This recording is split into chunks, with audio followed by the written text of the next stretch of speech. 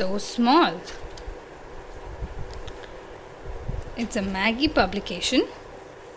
Okay, and look at this.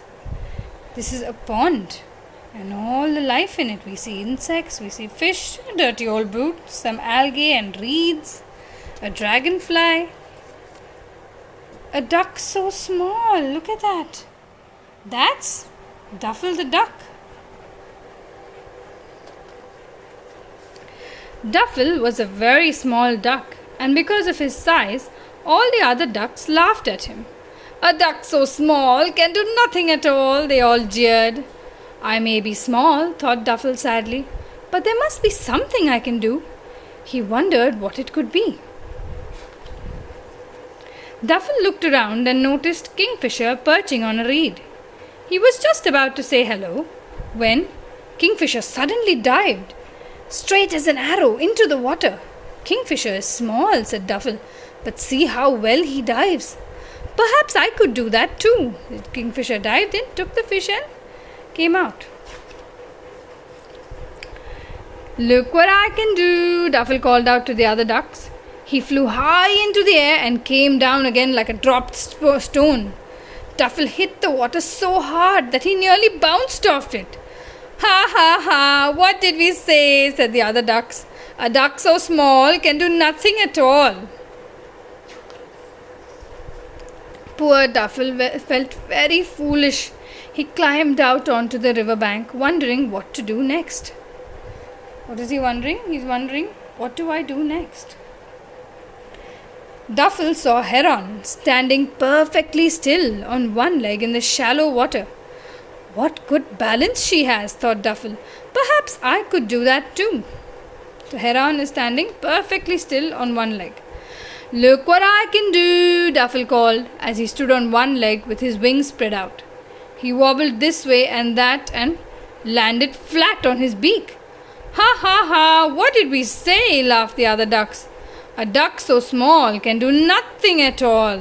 Poor guy, he's fallen flat on his beak because he wasn't balancing right. If you see, he's got his wings spread out and his leg also sticking out. What was Heron doing? Heron had her leg bent close to her body and her wings tucked in. So Duffel did that wrong and he landed flat on his beak. Duffel crept off into the shade of a tree so that the other ducks wouldn't notice his blushes. Tap, tap, tap went the sound above his head. Looking up, Duffel saw a woodpecker making a hole in the trunk. What a strong beak he has, thought Little Duck. Perhaps I could bore a hole too. Look what I can do, Duffel called out to the other ducks. He flew up into the tree and perched on a thick branch. Peck, peck, peck, peck, he went at the wood. Whoops, he cried as he lost his balance. Duffel toppled off the branch and fell to the ground. Oh, poor thing, that must have hurt. Ha ha, what did we say? Cackled the other ducks. A duck so small can do nothing at all.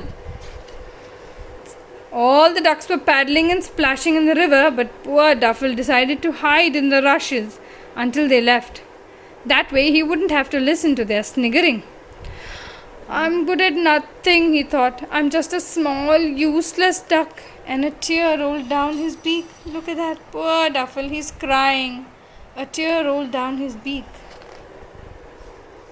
For a long time, Duffel could still hear those ducks quaking with laughter. They were like quack, quack, quack, quack, quack, quack, quack, quack, quack. It seemed as though they would never leave. I'll just stay here a bit longer till they get tired of it, he thought. But as he listened, he realized something. The ducks weren't laughing at him. They were quacking an alarm. Quack, quack, quack, quack, quack, quack, quack. Duffel paddled over to see what all the fuss was about. It seemed that a duckling had gotten stuck in a tiny hole in the riverbank. Oh, please get him out, begged the duckling's mother. We will, said the other ducks. But it was no good. They were just too big to squeeze into the hole. All except for Duffel. Let me try, he said. Because he was so small, he was able to reach right in. It didn't take him long to rescue the trapped duckling, see? Because he was small, he could reach right in and rescue the trapped duckling.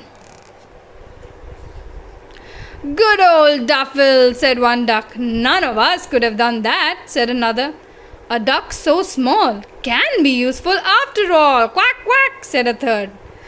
Oh, it was nothing, blushed Duffel, and though he was only a little duck, he felt bigger and stronger than them all. So that brings us to the end of this story. Do join us for the next.